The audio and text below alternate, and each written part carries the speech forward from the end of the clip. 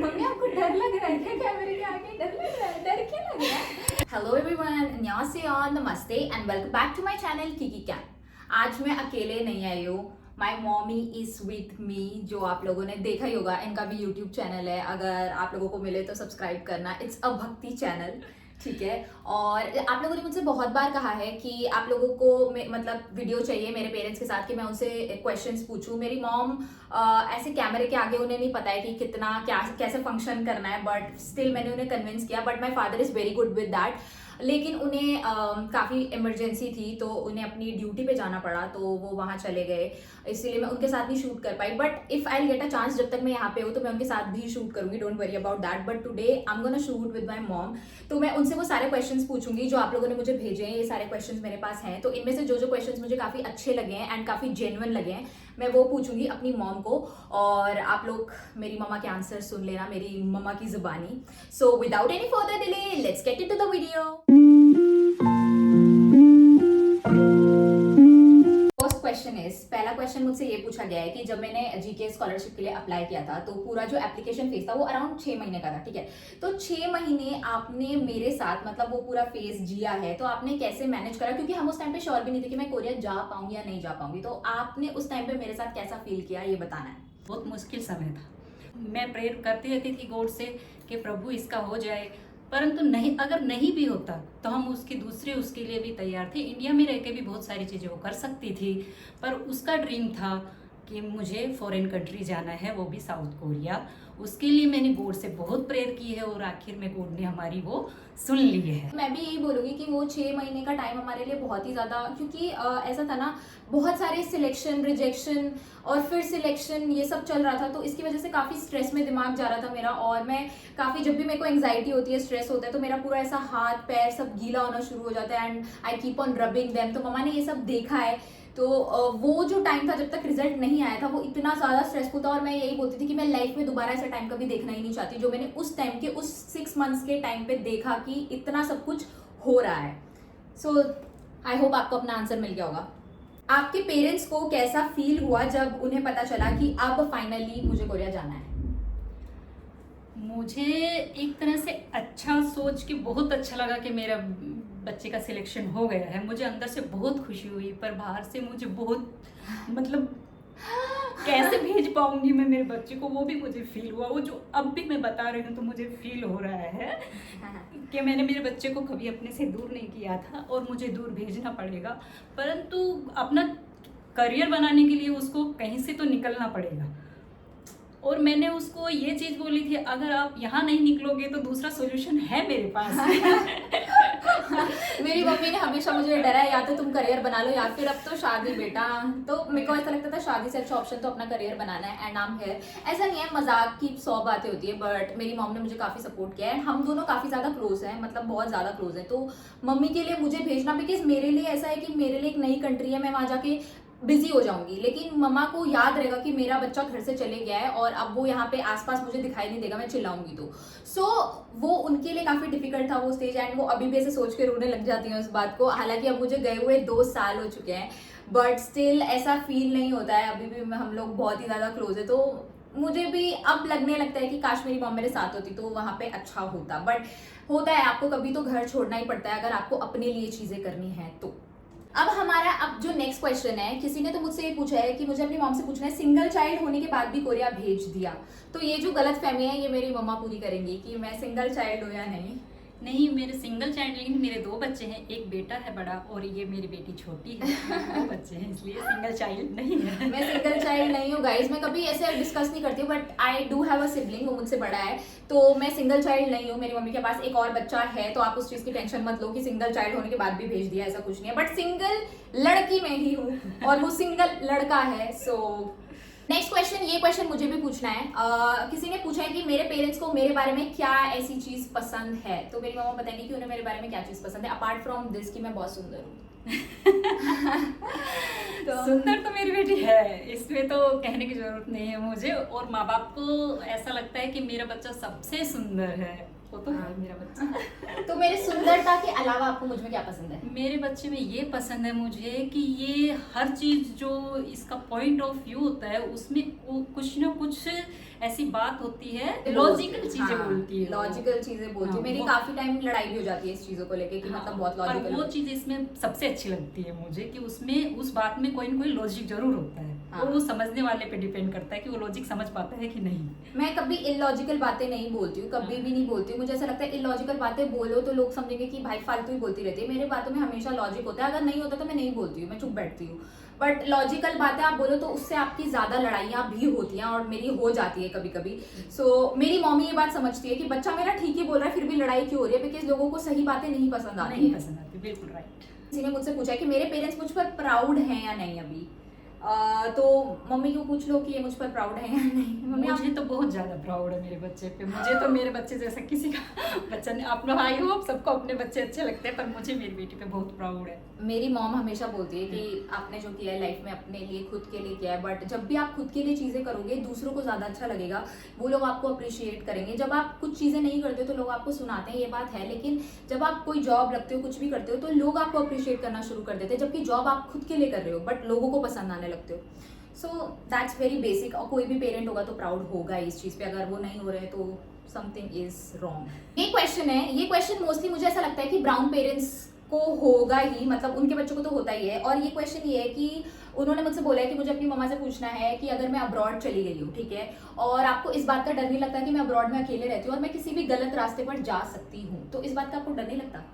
नहीं, मुझे इस बात का बिल्कुल भी डर नहीं लगता, और इसीलिए मैं इसको वो छूट दे पाई हूँ। जिस समय मुझे डर लगता था तब मैं उसके साथ रही। हम पहले गुजरात शिफ्ट हो गए थे, पर वो अकेली ना पड़ जाए दिल्ली में, इसलिए मैं गुजरात से उसके साथ वापस आई। और अभी मेरे को लगता है कि मेरा बच्चा बिल्कुल समझने लग गया, हर चीज़ समझ में आती है उसको, तो वो कहीं भी रह सकता है।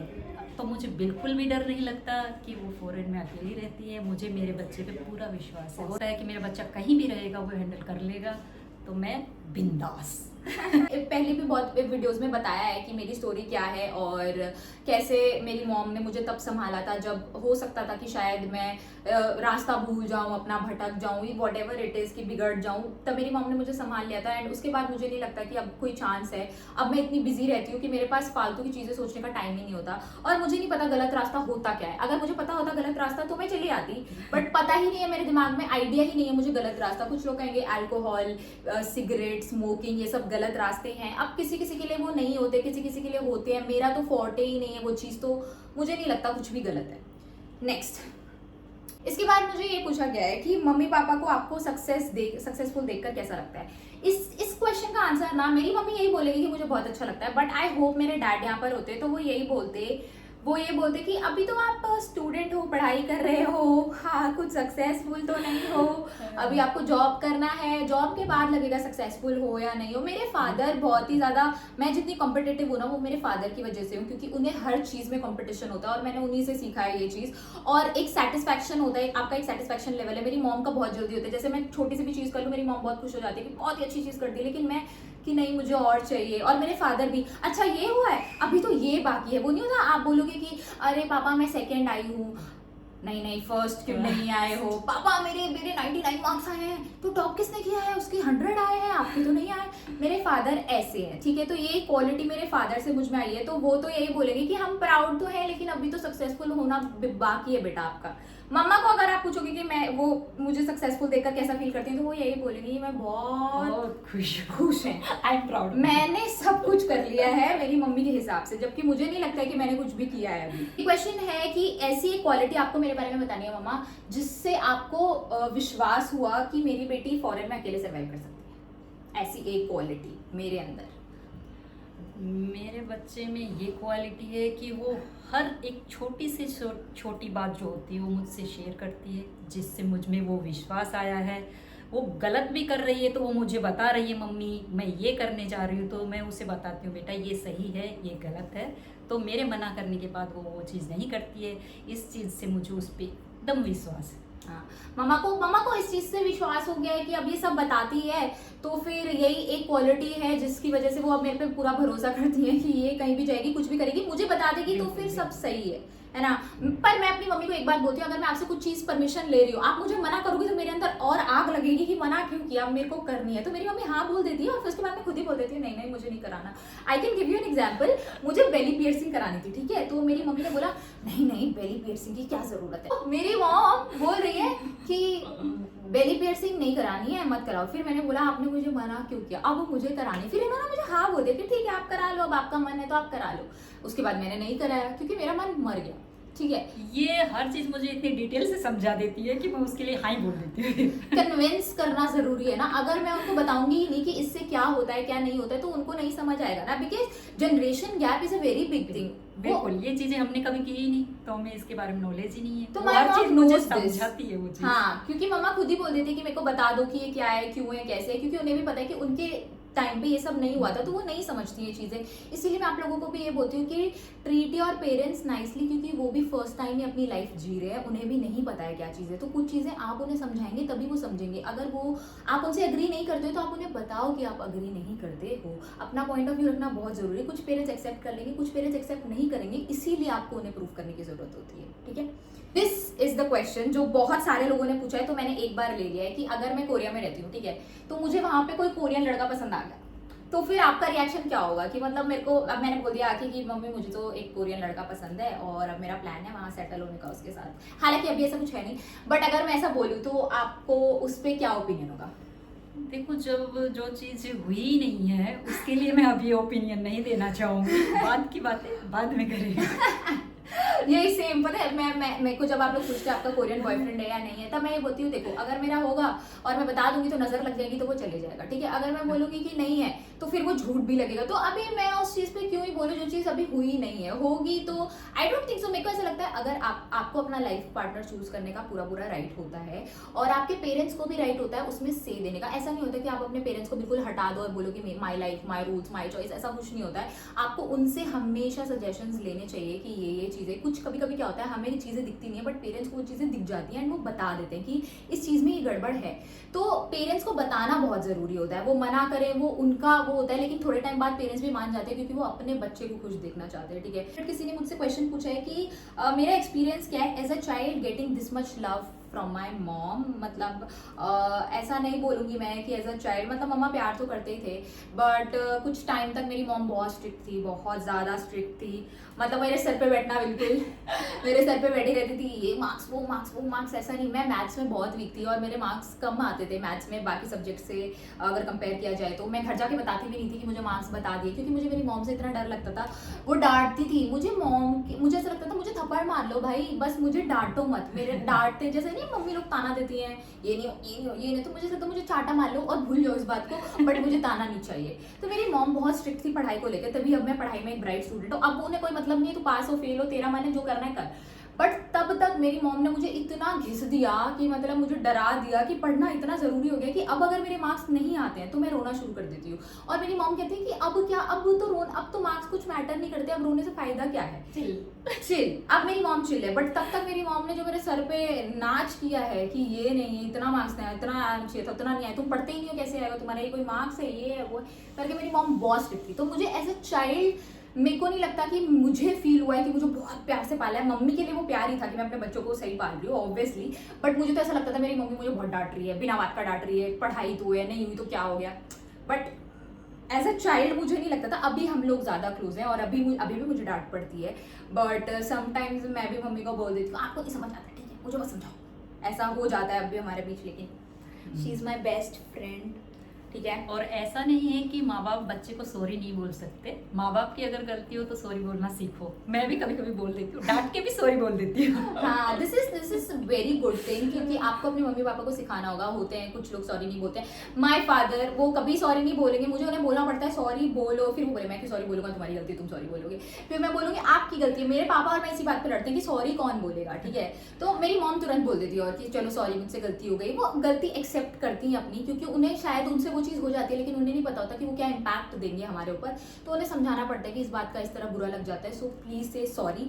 तो मम्मा सॉरी बोल देते हैं, मम्मी पापा भी सॉरी बोल सकते हैं, बच्चे भी सॉरी बोल सकते हैं, सॉरी बोलने में कुछ नहीं होता। एंड बचपन में तो मेरी मम्मी मुझे बोलती थी आई हेट सॉरीज क्योंकि मैं बहुत सॉरी बोलती थी, गंदे marks sorry mummy sorry sorry. मेरी मम्मी बोलती बस पढ़ते लिखते नहीं हो आगे सॉरी बोल देते हो। सो तब हमें सॉरी नहीं पसंद था, अब हमें सॉरी पसंद है। What is your mother and father's wedding story? वो पापा बताएंगे। वो मेरे पापा से पूछेंगे हम, ठीक है, क्योंकि इसमें पूरा पापा का रोल है, पूरा पापा ने ही किया जो किया, ठीक है। तो पापा से पूछेंगे हम कि मेरे मम्मी पापा की वेडिंग स्टोरी क्या है। लास्ट क्वेश्चन है, ठीक है, जो मैं अपनी मॉम से पूछूंगी, क्योंकि मेरे को लगता है बस यही एक क्वेश्चन और मुझे पूछना है, वीडियो बहुत लंबा हो जाता है वरना। ये क्वेश्चन है कि अगर मैं कोरिया नहीं गई होती या मैं इस पोजीशन पर इन्फ्लुएंसर बनना ये सब नहीं कर रही होती, फिर भी क्या आप लोग मुझे एक्सेप्ट कर पाते? यस, हम एक्सेप्ट करते हैं हमारे बच्चे को। मेरे बच्चे में इतनी क्वालिटी है कि वो इंडिया में रह के भी बहुत कुछ कर सकता है। अगर ये कोरिया नहीं जाएगी तो यहाँ पे भी रह के कुछ ना कुछ ये अपना अच्छा ही करेगी, हर फील्ड में अच्छा करेगी, मुझे इस पे पूरा विश्वास है। और क्या, मेरी मम्मी ने हमेशा यही बोला कि ये मत सोचो कि आप ये नहीं कर पाओगे तो हम आपको एक्सेप्ट नहीं करेंगे। अपना बच्चा हर कोई एक्सेप्ट करता है, तो ऐसा नहीं होता कि अगर थोड़े से कम सक्सेसफुल आप हो तो आपके पेरेंट्स आपको धक्का मार देंगे कि जा निकल, ऐसा हर नहीं बच्चा है। तो फॉरेन नहीं जा रहा, इंडिया में रह के भी बच्चे सक्सेस हो रहे हैं। एग्जैक्टली, जो इंडिया में रह रहे हैं वो भी बहुत कुछ कर रहे हैं। तो आप लोग ये मत सोचिए कि जो फॉरेन जाएगा वही, सबका अपना अलग अलग फील्ड होता है। मेरा अलग फील्ड था, अगर मैं इंडिया में होती तो भी मैं इसी फील्ड में कुछ कर रही होती। अब मैं वहां हूँ तो मैं उस फील्ड में कर रही हूँ, तो मेरा प्लान सेम ही रहता, बस जगह इंडिया होती, फॉरेन नहीं होता। तो ये मत सोचिए कि एक सोल्यूशन ये है कि आपको फॉरेन जाना है तभी कुछ हो पाएगा, ऐसा कुछ भी नहीं है। ये दिमाग से बात को निकाल दीजिए एकदम। सो क्वेश्चन अब खत्म हो गए हैं। मेरी मॉम के पास मैसेज है एक, तो आप वो सुन लीजिए। मैं आप सभी को यही मैसेज देना चाहूँगी कि मेरा बच्चा यूट्यूब के लिए बहुत मेहनत करता है, नए नए कॉन्सेप्ट सोचता है, तो मेरे बच्चे को ऐसे ही प्यार देते रहिए। आज उसके 200 के पूरे हो चुके हैं और मैं चाहती हूँ कि आगे आप लोगों के सपोर्ट से ही वो और आगे बढ़े। Million guys, million guys.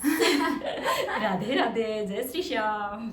So I hope आप लोगों को ये वीडियो पसंद आएगा। मेरी मॉम के साथ मैंने पहली बार शूट करा है। मेरी मम्मा कैमरा के आगे बहुत ज़्यादा नर्वस हो गई, मुझे नहीं पता था कि वो इतना जबकि वो खुद यूट्यूब बनाती हैं, बट उनके लिए फर्स्ट टाइम है कि वो इतने सारे ऑडियंस के सामने, मम्मी को लग रहा है कि बहुत सारे लोग देखने वाले हैं, तो वो काफ़ी नर्वस हो गई हैं। उन्होंने बड़े जैसा हो सके वैसा उन्होंने जवाब दिया है। तो आई होप आप लोगों को पसंद आएगा।